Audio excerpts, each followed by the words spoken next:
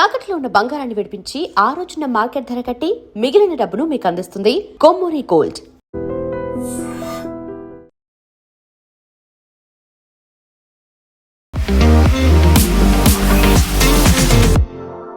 నమస్తే, నేను Kavitha. Welcome to I Dream News and నిజాలు. హార్ముజ్ జలసంధిని 48 గంటల్లోపు ఓపెన్ చేయాలి అంటూ ఒక డెడ్లైన్ విధించిన డొనాల్డ్ ట్రంప్ ఎందుకని అంత సడన్గా 5 రోజుల బ్రేక్ అనేది కూడా అనౌన్స్ చేశారు. ఈ బ్రేక్ని ఇజ్రాయెల్ ఎందుకు యాక్సెప్ట్ చేయట్లేదు? ఇరాన్ నుంచే చర్చల ప్రతిపాదన వచ్చింది, డిస్కషన్స్ అవుతున్నాయని ట్రంప్ చెప్తున్నప్పుడు ఇరాన్ దాన్ని ఎందుకు కొట్టి పారేస్తోంది? యాక్చువల్గా అక్కడ ఏం జరుగుతోంది? డొనాల్డ్ ట్రంప్ ఎందుకని అంత సడన్గా 5 రోజుల బ్రేక్ అనేది అనౌన్స్ చేశారు? మనతో పాటుగా ఉన్నారు సీనియర్ జర్నలిస్ట్ సురేష్ కొచ్చాతిల్ గారు. సార్ నమస్తే. నిన్న మనం మాట్లాడుకున్న దానికి ఈవినింగ్ కల్లా అంత సడన్ చేంజ్ ఎందుకని వచ్చింది? 48 గంటలు అన్నారు, ఒక డెడ్ లైన్ చెప్పారు, అయిపోయింది. తర్వాత 5 రోజుల బ్రేక్ అన్నారు. 5 రోజుల బ్రేక్ కూడా వన్ సైడెడ్గా వచ్చినట్టుంది. ఐదర్ ఇజ్రాయెల్ ఆర్ ఇరాన్ కూడా యాక్సెప్ట్ చేయట్లేదు. కవిత గారు, నిన్న మన ఛానల్ కాదు ఇంకో ఛానల్ మాట్లాడుతూ నేను తమాషగా చెప్పాను. యాక్చువల్లీ బై జోక్ కసెడ్ ట్రంప్ ఈ 45 గంటలు ఏమి ఉండదు, ఆయన పోస్ట్పోన్ చేస్తాడు చూడండి అని చెప్పాను. ఇప్పుడు వాళ్ళ క్లిప్ తీసుకొని ఆడుకుంటున్నారు, దాన్ని ట్రోల్ చేస్తున్నారు వాళ్ళు. Typically that's what he did.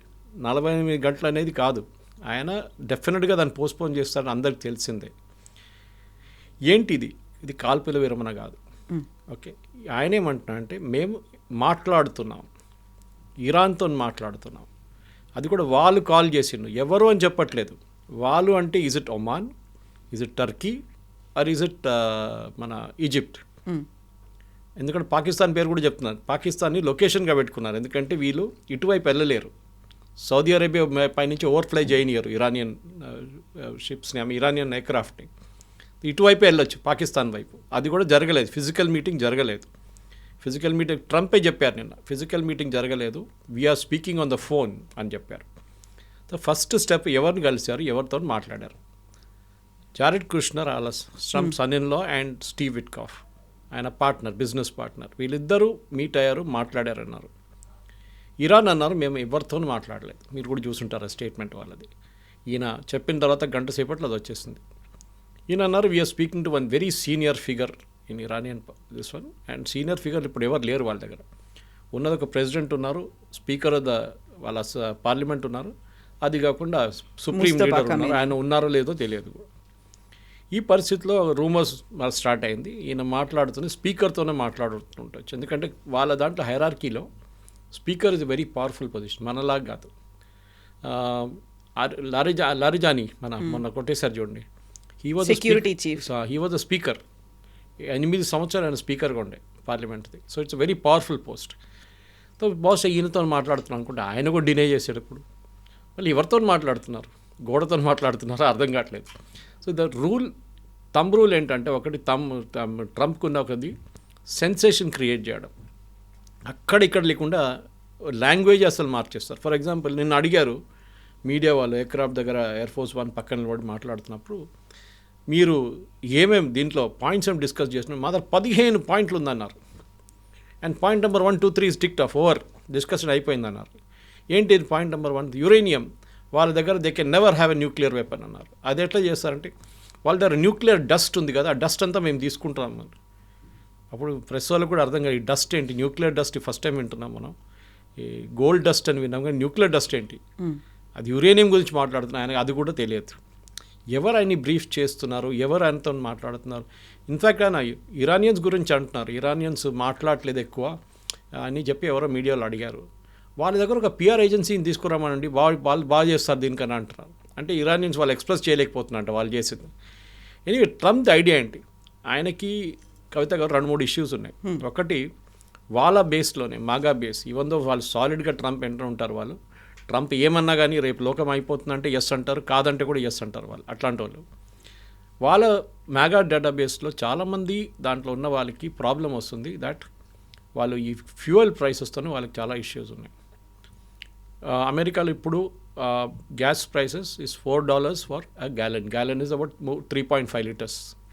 Diesel $5 per gallon. 3 నుంచి 4 వెళ్ళింది, డీజిల్ ఏమో 3 నుంచి 5కి వెళ్ళింది. సో డెఫినెట్లీ దాని ఒక పుష్ బ్యాక్ ఉందని. రెండవది, వాళ్ళ స్టాక్ మార్కెట్ పడిపోయింది. అన్నీ ప్రతి కంట్రీలో పడిపోయింది, మనది కూడా అంత సంగతి. Because we're not an island, మనం కూడా వాళ్ళతోనే రియాక్ట్ అవుతాం. కానీ మోర్ ఇంపార్టెంట్లీ వీళ్ళ దగ్గర బాండ్ మార్కెట్ ఒకటి ఉంది. ఈ బాండ్ మార్కెట్ ఇంట్రెస్ట్ రేట్స్ చాలా crucial.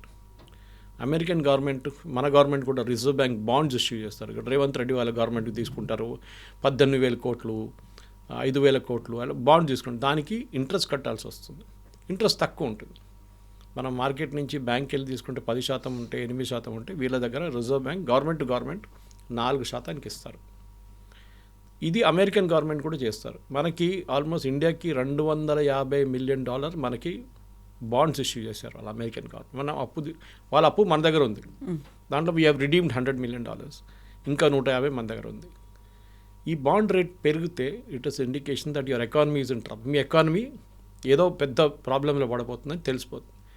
Bond market last 1 week నుంచి ఎక్కడికో వెళ్ళిపోయింది కంప్లీట్గా. యుద్ధం మొదలైనప్పుడు నుంచే స్టార్ట్ అయింది అది. కానీ స్పెసిఫిక్గా ఈ హార్మోస్ ప్రాబ్లం రాగానే అప్పుడు ఇట్ పీక్డ్ అన్నమాట. ట్రంప్ ఈ 2 ఇష్యూస్ మెయిన్గా, ఒక ఫ్యూయల్ ఒకటి, సెకండ్ ఇస్ ఈ బాండ్ రేట్స్, 2 ట్యాకిల్ చేయకపోతే డెఫినెట్గా అమెరికా నెక్స్ట్ ఒక వారం లోపల దట్ మేజర్ ప్రాబ్లం ఉండబోతుంది, తెలిసిపోయింది దానికి. ఏదో ఒక అనౌన్స్మెంట్ చేయాలి నేను. ఆయన అన్నారు యుద్ధం అయిపోయిందన్నారు. యుద్ధం అయిపోయినప్పుడు మళ్ళీ డిస్కషన్ ఎందుకు? వాళ్ళు కొట్టిపడేసాం, there air force is gone, navy is gone, nothing is there, లీడర్షిప్ని కొట్టేసాం, మళ్ళీ ఏం మిగలలేదన్నారు. మళ్ళీ first level, second level, third level కూడా అయిపోయింది అని చెప్పారు. మళ్ళీ మీరు ఎందుకు మళ్ళీ డిస్కషన్ చేస్తున్నారు? మీరే అన్నారు కదా అన్నీ అయిపోయినాయని చెప్పి. They cannot launch any more nuclear missile, they cannot do this, cannot. కానీ స్పెసిఫిక్గా ఏం జరిగిందంటే, ఈయన మొన్న ఈ థ్రెటన్ చేసినప్పుడు 45 గంటల తర్వాత మేము వాళ్ళ పవర్ ఫెసిలిటీస్ మీద కొడతామని చెప్పారు స్పెసిఫిక్గా. And the biggest one to start with which is in Tehran.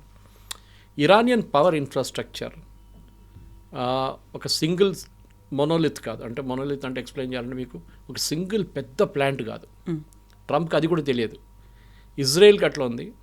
చాలా దేశాలకి ఒక సెంట్రల్ పవర్ స్ట్రక్చర్ ఉంటుంది, అక్కడి నుంచి డివైడ్ అవుతుంది పవర్ అని. మనకు కూడా లేదు అట్లా. మనకి నాగార్జున సాగర్ ఇక్కడ ఉంది, శ్రీశైలం అక్కడ ఉంది, బాక్రానంగల్ ఇక్కడ నార్త్లో ఉంది, ఇక్కడ మన కల్పాకం ఇక్కడ ఉంది. These are different places. Kudankulam nuclear power plant, like that different. Thermal కొత్తగూడెంలో మన ప్లాంట్స్ డిస్ట్రిబ్యూటెడ్ ఉన్నాయి. మన ఒక్క ప్లాంట్ని కొడితే ఆ ప్లాంట్ ప్రాబ్లంలో వస్తుంది, మిగతా ప్లాంట్కి ప్రాబ్లం రాదు. అఫ్కోర్స్ గ్రిడ్ ఇష్యూ ఉంటుంది, గ్రిడ్ ఫ్రీక్వెన్సీ పడిపోతుంది ఇమీడియట్గా. కానీ we can isolate that grid, పెద్ద ఇష్యూ కాదు.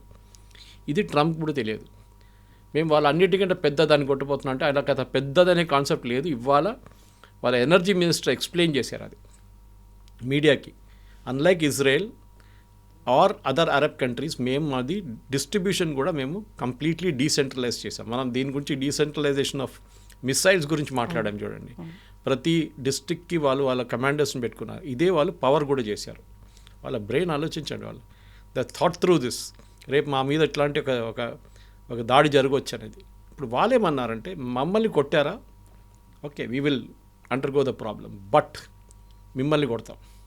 ఎవరిని? సౌదీ అరేబియాని, ఖత్తర్ని, కువైట్ని, అందరినీ మేము వాళ్ళ పవర్ స్ట్రక్చర్ మీద కొడతాం. కొట్టినప్పుడు ఏమవుతుంది? 1, వాళ్ళ పవర్ సిస్టమ్ మొత్తం పోతుంది. రెండవది, ఎందుకంటే వీళ్ళందరూ గ్యాస్ లేకుండా ఆయిల్ మీద ఆపరేట్ చేస్తారు. We will destroy that. వీళ్ళ డీసాలినేషన్ ప్లాంట్ కూడా పోతుంది దాంతో. ఖత్తర్ లాంటి కంట్రీలో 100% వాళ్ళ నీళ్ళు, తాగే నీళ్ళ నుంచి వాళ్ళు పనికైనా యూజ్ చేసే నీళ్ళు కూడా, స్నానం చేయడం కూడా వాళ్ళు డీసాలినేషన్ ప్లాంట్ నుంచి వస్తున్న నీళ్ళు వాడుకుంటారు. సముద్రం నుంచి మార్చిన నీళ్ళు అవి. సీ నుంచి డీసాలినేషన్ సాల్ట్ తీసేసి ఆ ప్రాసెస్లో స్వీటన్ అప్ చేసి కొంచెం తీసుకొస్తుంది. వేరే Saudi Arabia 50%. They have 50% normal water. ఎందుకంటే చాలా పెద్ద కంట్రీ, వాళ్ళ దగ్గర అక్విఫైర్స్ ఉండొచ్చు, మనలాంటి బోర్వెల్స్ ఉండొచ్చు, ఏదైనా ఉండొచ్చు. వాళ్ళ దగ్గర రివర్స్ ఎంత పెద్ద రివర్స్ ఏం లేవు వాళ్ళ దగ్గర. ఇటువైపు కువైత్ దగ్గర same problem, Bahrain same issue, నీళ్ళు లేవు వాళ్ళ దగ్గర. మీరు కొట్టారో మేము నీళ్ళు కొట్టేస్తాం. ఇమ్మీడియట్లీ అరబ్ కంట్రీస్కి ప్యానిక్ అయిపోయారు వాళ్ళు. ఎందుకంటే ఎక్కువ, మన ఖత్తర్ అంటే 4 లక్షల మంది వాళ్ళ పాపులేషన్, కానీ మన పాపులేషన్ దానికన్నా చాలా ఎక్కువ. నేను మోదీ గారు చెప్పారు చూడండి, 1 కోటి మంది Indians, 1 crore people are working in GCC countries. The impact అందరి మీద ఉండబోతుంది. వీళ్ళు ప్యానిక్గా ఇమ్మీడియట్లీ ట్రంప్కి మెసేజ్ పంపించారు that you cannot do this. మీరు చేస్తే ఎల్లుండి మేము ఉండం, మా దేశమే మొత్తం పోతుంది కంప్లీట్గా. మా ప్రజలు రోడ్డు మీదకి వచ్చేస్తారు, హాస్పిటల్కి కరెంట్ ఉండదు, డీసాలినేషన్ ప్లాంట్కి కరెంట్ ఉండదు, దేనికి పవర్ ఉండదు. So Trump immediately reaction that నేను ఆపేస్తున్నాను 5 days. కవిత గారు, డే చూడండి. ఈయన అనౌన్స్ చేసిన ఏ రోజు అనౌన్స్ చేశారు? Monday, Tuesday, Wednesday, Thursday, Friday. Stock market open ఉండేది ఈ 5 రోజులు. అమెరికన్ స్టాక్ మార్కెట్ ఓపెన్ అయ్యే టైంకి చెప్పారు. సండే రోజు చెప్పలేదు, మండే రోజు చెప్పారు. చూడండి ఆయన అనౌన్స్మెంట్ ట్రిక్. ఇది జరిగింది. Immediately stock market picked up. ఇప్పుడు అలిగేషన్స్ ఏంటంటే మన దాంట్లో ఇన్సైడర్ ట్రేడింగ్ అంటారు. అంటే మీరు ఒక కంపెనీ నడిపిస్తున్నారు, మీ కంపెనీ చైర్మన్ మీరు ఫైనాన్షియల్ రిజల్ట్స్ రిలీజ్ చేయబోతున్నారు. మీకు తెలుసు ఫైనాన్షియల్ రిజల్ట్స్ ఈసారి బాగా వచ్చిందా లేకుంటే it has gone below expectations. దాది మీ స్టాక్ మార్కెట్ మీ షేర్ మీద ఇంపాక్ట్ ఉంటుంది.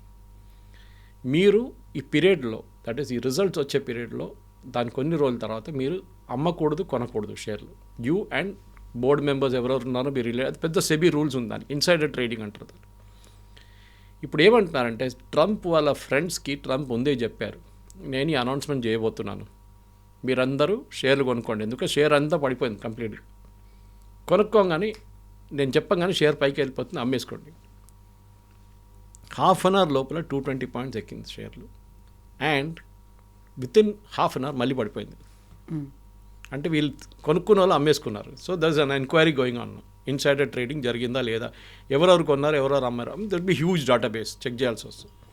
కానీ ట్రంప్ చాలా క్లియర్గా చేసిన పని దీనికోసం. ఒకటి, he wanted to get the stock market up. రెండోది, ఇరాన్ కూడా చెప్పారు ఫ్యూయల్ ప్రైసెస్ని తగ్గించడానికి అని చెప్పి. అండ్ ఇమ్మీడియట్లీ బ్రెంట్ క్రూడ్ 100 కన్నా తక్కువ వచ్చేసింది.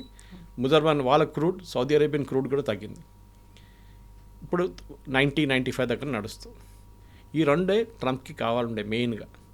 ఆయనకి ఇరాన్ని కొట్టడం కానీ, ఇరాన్ మీద దాడి చేస్తే కూడా మేము దాన్ని ఆపుతామని చెప్పిన మనుషులు ఇవాళ పొద్దున ఇరాన్ పవర్ ప్లాంట్ మీద కొట్టారు.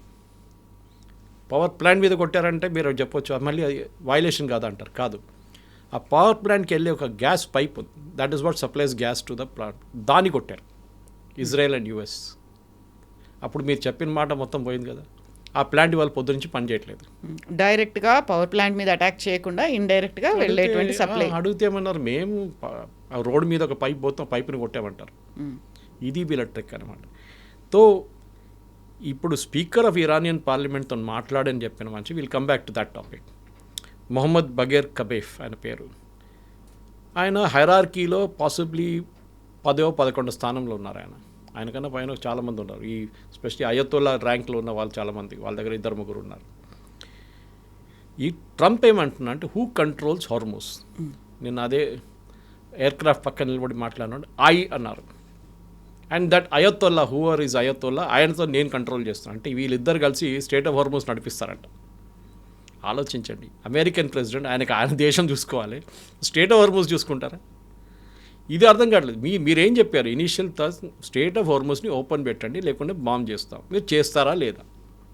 ఇప్పుడు ఏమంటున్నారు, నేను ఆయనతో కూర్చొని నేను కూడా గేట్ కాడ కూర్చుంటాను, ఒక స్టూల్ వేసుకొని కూర్చుంటాను, అక్కడ ఏ షిప్ వస్తుంది, ఏ షిప్ వెళ్తుంది, నేను చూసుకుంటూ కూర్చుంటాను. ఇది అమెరికన్ ప్రెసిడెంట్ పని అండి, ఇది అమెరికా పని అండి, ఇది కాదు. It is not there job. Arab countries ఉన్నారు, వాళ్ళు చూసుకుంటారు ఇదంతా, కానీ అది లేదు, నేనే చూసుకోవాల్సిందాన్ని. ఈ ఐ మీ మై సెల్ఫ్ అని చూడండి. ఈ యుద్ధం మొదలైనప్పుడు కవిత గారు మీకు తెలిసి ఉంటుంది, 2-3 మెయిన్ అబ్జెక్టివ్స్ ఉంటాయి. ఒకటి, రెజీమ్ చేంజ్, గవర్నమెంట్ని మార్చేస్తాం. రెండవది యురేనియం స్టాక్ పైల్స్, అంటే న్యూక్లియర్ వెపన్ తయారు చేయడం. మూడవది వీళ్ళది మిస్సైల్ అండ్ డ్రోన్స్, అది కంప్లీట్గా ఎలిమినేట్ చేయాలి. మూడవది చేశారు చాలా మటుకు, ఇంక్లూడింగ్ మ్యానుఫ్యాక్చరింగ్ యూనిట్ చాలా కొట్టారు. కానీ ఇప్పుడు కూడా ఇవాళ పొద్దున మనం మాట్లాడుతున్నప్పుడు ఈ టైంకి 25 డ్రోన్లు కొట్టారు సౌదీ అరేబియా మీద, యుఏఈ మీద 11 డ్రోన్లు కొట్టారు. ఆలోచించండి, ఇంత అయినాక కూడా వాళ్ళు చేస్తున్నారు. అంటే they are provoking the Arab nations to attack.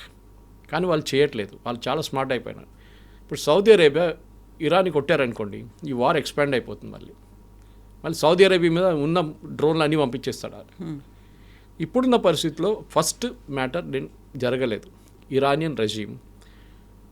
నా అనాలిసిస్ ప్రకారం ట్రంప్ ఏం గేమ్ ఆడుతున్నారంటే, ఒకటి అక్కడ ఉన్న వాళ్ళ నడిమిట్లోనే ఒక కన్ఫ్యూజన్ క్రియేట్ చేస్తున్నారు. అది టిపికల్ పాలిటిక్స్. ఇప్పుడు మన దగ్గర కూడా పార్టీలు ఉంటే 3 గ్రూపులు ఉంటే, మీరు ఒక గ్రూప్ చెప్తారు నేను మీ వాళ్ళని ముఖ్యమంత్రి చేస్తాను, రెండోవని పిలిచి అదే అంటారు, మూడోవని పిలిచి అదే అంటారు. వీళ్ళు ముగ్గురు అనుకుంటారు మా లీడర్ ముఖ్యమంత్రి అయిపోతాడు. కానీ మీరు ఆడే గేమ్ ఇంకోటి, ఒక్కరే సపోర్ట్ చేస్తారు మీరు. Possibly speaker of Iranian parliament Mohammad Bagher, ఆయన్ని బహుశా ఈయన ఒక లీడర్గా తయారు చేస్తున్నారు. మనం వెనిజువేలాలో చేసాం చూడండి అట్లా. కానీ ఇరాన్లో పవర్ అనేది మీకు తెలిసిందే, it is with the Iran national security guards. వాళ్ళ దగ్గర ఉంది. వాళ్ళు డిసైడ్ చేస్తారు ఎవరు ప్రధానమంత్రి, ఎవరు స్పీకరు, ఎవరు సుప్రీం లీడర్ అని డిసైడ్ చేసేది రెవల్యూషనరీ గార్డ్స్ వాళ్ళ దగ్గర.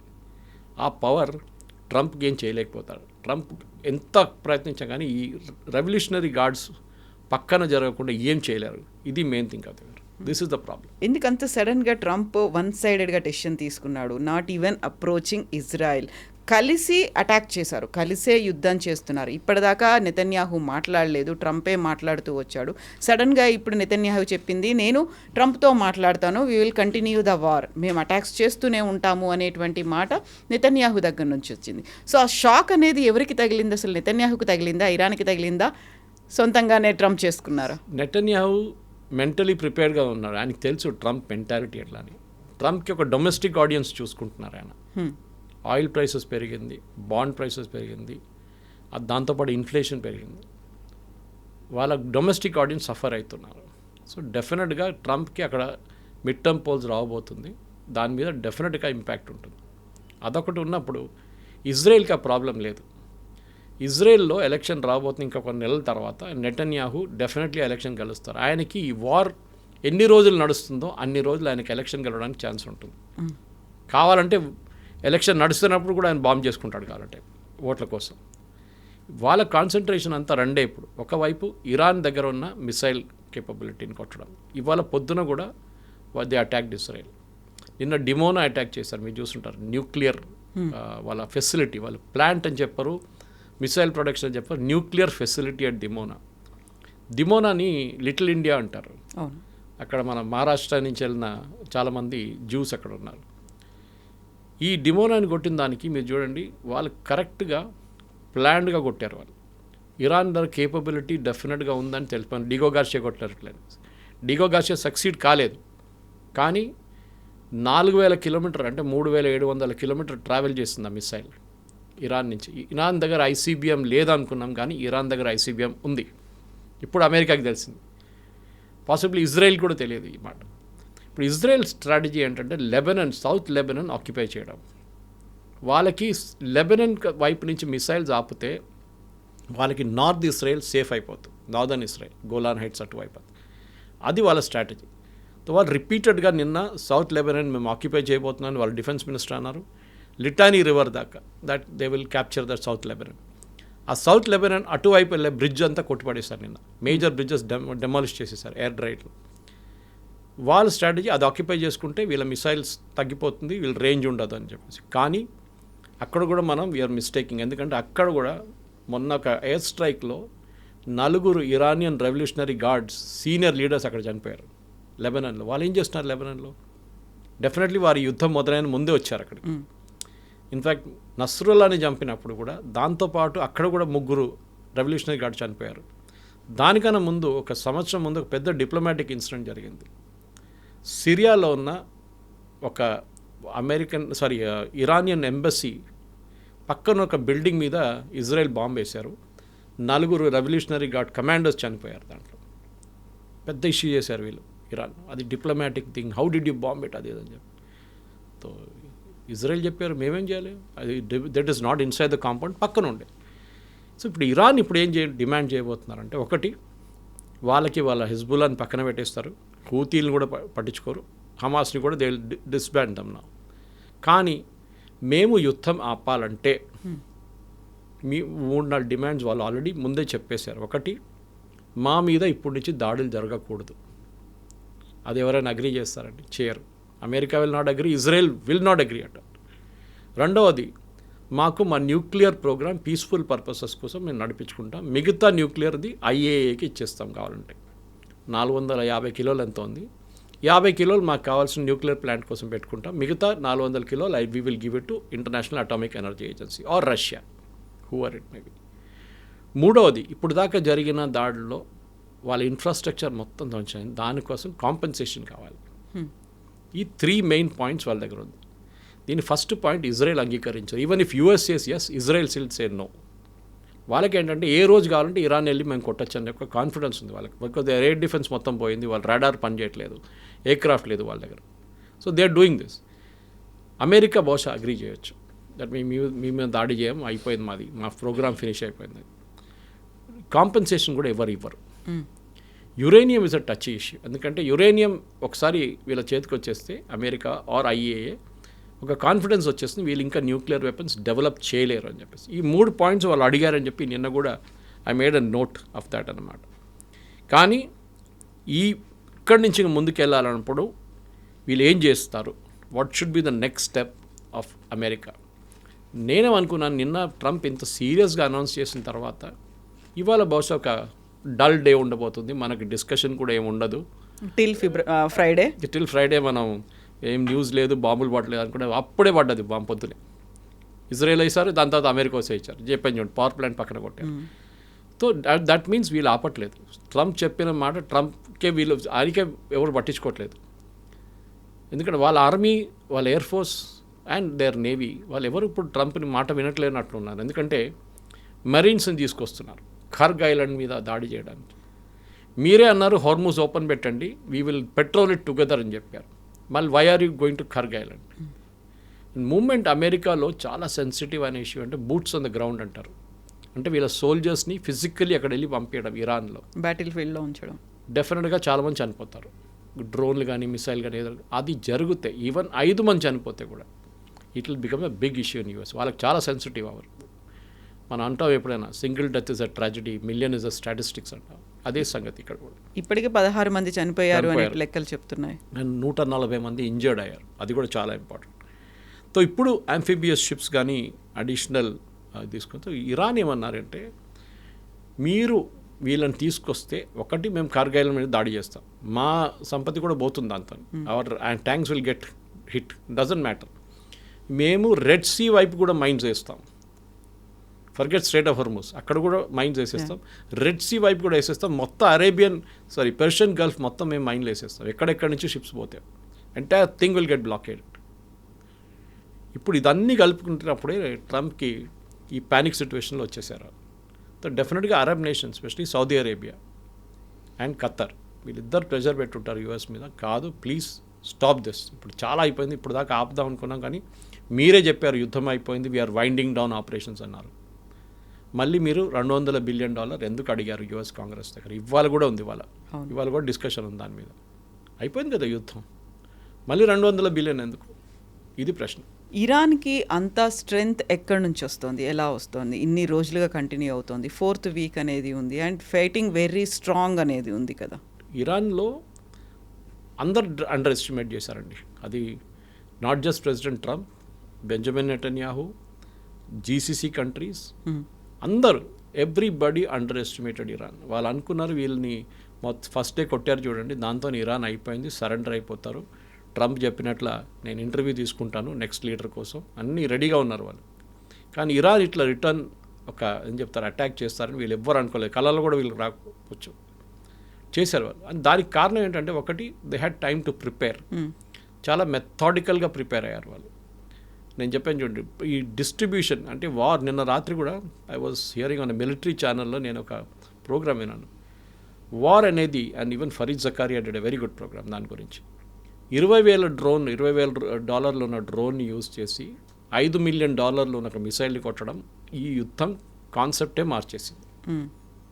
అమెరికాకి అర్థమైపోయింది, సరే మేము 20 డ్రోన్లు కొట్టుపడేసాం, కానీ మీ కాస్ట్ ఏంటి? What is the cost of bringing down the drone? You are spending millions. వాడికి ఏం పోయింది అంటే, ఒక $5 మిలియన్ ఉన్న ఒక మిసైల్కి యూ కెన్ బై 400 డ్రోన్స్. ఆలోచించండి ఎక్కడుంది. ఇరాన్ మాస్ ప్రొడ్యూస్ చేస్తారు. ఇప్పుడు నిన్న ఎవరో చూసాను, Indian army should have 1 lakh drones అంటున్నారు.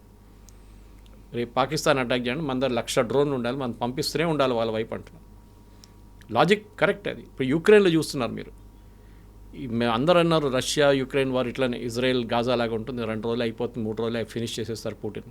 4 సంవత్సరాలు అయింది, 1,00,000 మంది ఇక్కడ చనిపోయారు, 1,00,000 మంది అక్కడ చనిపోయారు. Any result? No result. ఇప్పుడు కూడా యుక్రెయిన్ రష్యా మీద దాడులు చేస్తున్నారు, ఏది డ్రోన్స్ యూజ్ చేసి. రష్యా ఏం చేస్తున్నారు, ఇరాన్ ఇచ్చిన షహీద్ డ్రోన్స్ వాడుకుంటున్నారు, which is what they are using against Saudi Arabia and వాళ్ళ నేబర్స్ విత్ రింగ్. వార్ అనే కాన్సెప్ట్ కూడా దీంట్లో చాలా మటుకు అమెరికా ఒక అర్థం చేసుకున్నారు. మైట్ ఈస్ నాట్ రైట్ అంటే మీ దగ్గర పెద్ద షిప్లు, పెద్ద మిసైల్ సిస్టమ్స్, అది ఇది టామహాక్ పనికి రాదు. జెరాల్డ్ ఫోర్డ్లో లాండ్రీ రూమ్లో ఒక ఫైర్ వచ్చింది, అది అవుట్ ఆఫ్ యాక్షన్ అయిపోయింది, గాన్ ఫినిష్డ్. మీ దగ్గర ఉన్న F-35 బాంబర్ మీద ఇరాన్ స్టెల్త్ బాంబర్ మీద వాళ్ళు అటాక్ చేశారు. వాళ్ళ దగ్గర అంత పెద్ద యాంటీ ఎయిర్క్రాఫ్ట్ సిస్టమ్స్ లేదు. వాళ్ళ మిసైల్స్ ఉండొచ్చు, డ్రోన్స్ ఉండొచ్చు, కానీ యాంటీ ఎయిర్క్రాఫ్ట్ సిస్టమ్స్ ఎక్కడి నుంచి వచ్చింది? వాళ్ళ పాత చైనీస్ సిస్టమ్ ఉండొచ్చు, లేకుంటే రష్యన్. మీ దగ్గర F-35 suppose be stealth bomber, రాడార్లా కనిపించదు, వాళ్ళకి ఎట్లా కనిపించింది?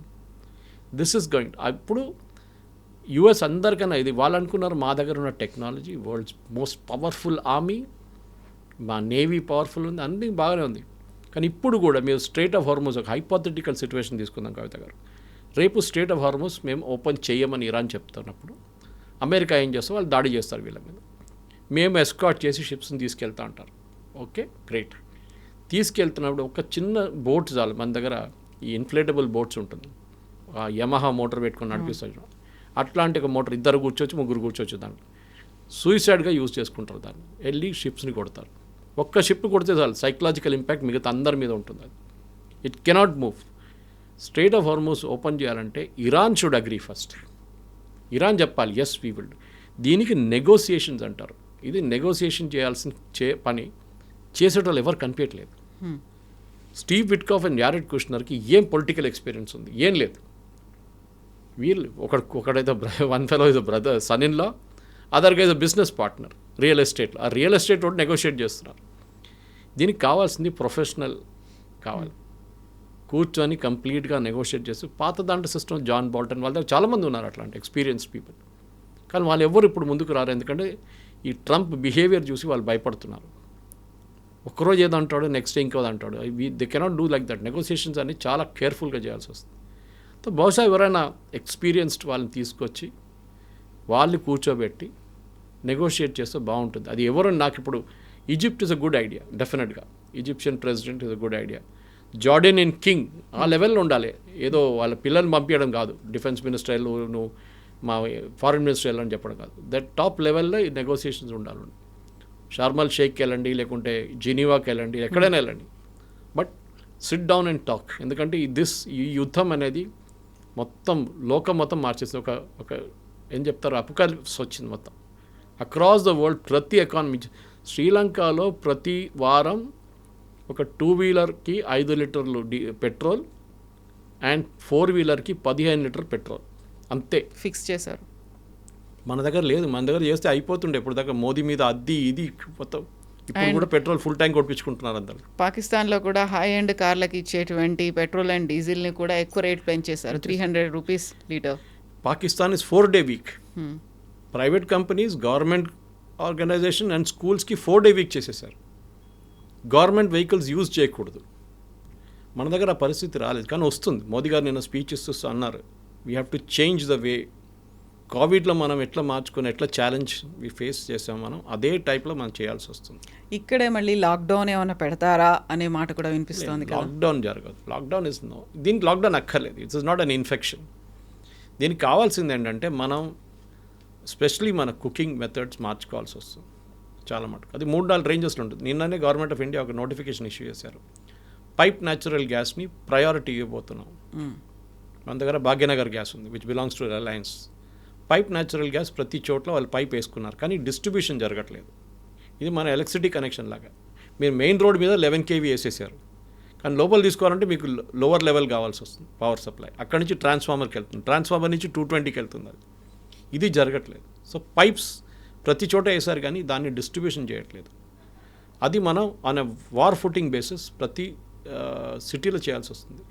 నేను బహుశా చెప్పే ఉంటాను మీద, నేను ట్రివాండ్రంలో ఉన్నప్పుడు when I was working with జనం టీవీ, నేను అక్కడ వాళ్ళు నాకు ఒక 3 bedroom ఫ్లాట్ ఇచ్చారు. నేను వెళ్ళి చూస్తే గ్యాస్ కావాలని గ్యాస్ కోసం సిలిండర్ కోసం దేవులాడితే అది తెస్తే no need, it's a pipe gas అన్నారు, విచ్ ఇస్ అ రెవల్యూషన్. ఆ టైంలో I'm talking of COVID time. ఆ టైంలో కూడా వాళ్ళ దగ్గర పైప్ గ్యాస్, మన దగ్గర ఎన్నో అపార్ట్మెంట్స్ కొత్త అపార్ట్మెంట్స్ కూడా పైప్లు వేసారు, కానీ కనెక్షన్ ఇవ్వలేదు. సో గవర్నమెంట్ ఒక ఇన్సెంటివ్ ఇవ్వాల్సి. నేను కూడా మాట్లాడారు ఇన్సెంటివ్ గురించి. We have to have an incentive. Especially డాబాలు రోడ్ సైడ్ డాబాలు, వాళ్ళకేం కావాలి, ఎథనాల్ బేస్ కుకింగ్ చేయొచ్చు వాళ్ళు, ఎందుకంటే ఫార్మింగ్ వాటి నుంచి ఎథనాల్ ఈజీగా వచ్చేస్తుంది వాళ్ళకి. రూరల్ ఏరియాస్లో బయోగ్యాస్ యూజ్ చేసుకోవచ్చు. అందరు చేయాలని చెప్పట్లేదు, కానీ we got use to LPG, అది ప్రాబ్లం. ఎల్పిజి మన దగ్గర లేదు, మనం బయట నుంచి తెప్పించుకోవాల్సింది. కానీ మేము ప్రొడ్యూస్ చేయొచ్చు, మీరు క్రూడ్ ఆయిల్ తెచ్చుకొని దాన్ని బై ప్రోడక్ట్గా చేయొచ్చు. ఎందుకు మన హీలియం దొరకట్లేదు? Helium is used in semi conductors, helium is used in MRI scan లాగిపోతాయి రేపు. ఎక్కడి నుంచి తీసుకు మీరు మనం పెట్రోల్ డీజిల్ గురించి ఆలోచిస్తున్నాం, కానీ దాని యూసేజ్ ఎక్కడెక్కడికో వెళ్తుంది. అది ఇది మెయిన్ రీజన్. సో మనం ఏం చేయాలంటే right no priority, of course వాళ్ళ నడిమిట్లో వాళ్ళు కొట్టుకుంటారు, రేపు వాళ్ళు బై దోస్తులు అయిపోతారు, మనం బయట వీ విల్ బీ సఫరింగ్ అన్నమాట. సో మనం మన డిపెండెన్స్ ఆన్ గల్ఫ్, అక్కడున్న ఫారిన్ ఎక్స్చేంజ్ మనం ప్రిజర్వ్ చేయాలంటే వీ హ్యావ్ టు మన మార్పు మన వైపు కూడా తీసుకురావాల్సి వస్తుంది. గల్ఫ్ ఎట్లా మారుస్తున్నారు, ఎందుకంటే మొహమ్మద్ బిన్ సల్మాన్ అన్నారు ఈ ఆయిల్ ఎక్కువ రోజులు ఉండదు, we also got to change అన్నారు. ఇవాళ పొద్దున ఐ వాచ్డ్ చాలా మంచి ఒక ఆర్టికల్ వచ్చింది గల్ఫ్ న్యూస్లో. గుజరాత్లో అదానీ వాళ్ళ పెద్ద ఒక సోలార్ ప్రాజెక్ట్, వాళ్ళు ఏమంటున్నారంటే ఇది ఒక 18 టౌన్స్ని ఎలక్ట్రిసిటీ సప్లై చేయవచ్చు అంట, అంత పెద్ద ఫామ్ పెట్టారు సోలార్ది. Why not everywhere? ప్రతి చోట Cochin airport can be fully 100% solar, ప్రతి చోట్ల చేయాల్సింది ఇది. కానీ దానికి ఒక మెంటల్ మేకప్ మార్చాల్సి వస్తుంది. మన దాంట్లో అది లేదు. వీఆర్ కంఫర్టబుల్ విత్ ఎల్పిజి, కానీ ఎల్పిజి అక్కడి నుంచి రేపు రాదు. లేకుంటే ఇప్పుడు చూడండి ఖతార్ ఏమంటున్నా, నెక్స్ట్ 5 years మేము సప్లై చేయలేము, అంత డ్యామేజ్ జరిగింది మాకు. మీరు ఎక్కడికి వెళ్తారు? Qatar supplies world's 20% gas, liquid natural gas. మీరు ఎక్కడ వెళ్ళి తీసుకుంటారు? యూఎస్కి వెళ్తారా, రష్యాకి వెళ్తారా? ఇది పెద్ద ఒక డిబేటింగ్ పాయింట్ ఉంది కవిత గారు, that Indian society it self, ఎందుకంటే మనకు ఎక్కడో జరిగిన యుద్ధం అని కాకుండా మన మీద ఉన్న ఇంపాక్ట్ కూడా మనం నేర్చుకోవాలి. ట్రంప్ రేపు మనం చెప్పినట్ల అయిపోయింది, నేను ఫినిష్ చేసేసాను అన్నీ చెప్పుకుంటూ పోతారు, కానీ ఇది ఇప్పుడు కాదు, నెక్స్ట్ ఇంకో క్రైసిస్ వస్తుంది. దీనికన్నా ముందు ఫస్ట్ క్రైసిస్ 70s వచ్చింది, 90s వచ్చింది. దాని 10 year వార్ వచ్చింది అక్కడ, Iran and Iraq tanker war ఒకటి ఉండే, దాంట్లో అది సేమ్ స్ట్రైట్ ఆఫ్ హోర్మోస్లో జరిగింది ఆ వార్. ప్రతి దాంట్లో ఇట్లాంటి ఇంపాక్ట్ వచ్చింది. సో మనం కూడా ఈ నెక్స్ట్ క్రైసిస్ వచ్చేదాకా వెయిట్ చేయకుండా, క్రైసిస్ వచ్చే ముందు కూడా మనం ఇష్యూ సార్ట్అవుట్ చేసుకోవాలి. అది వన్ బిగ్ లెసన్ ఈ పర్టికులర్ కాన్ఫ్లిక్ట్ నుంచి. Okay sir, thank you so Thank you much. very much. Thank you.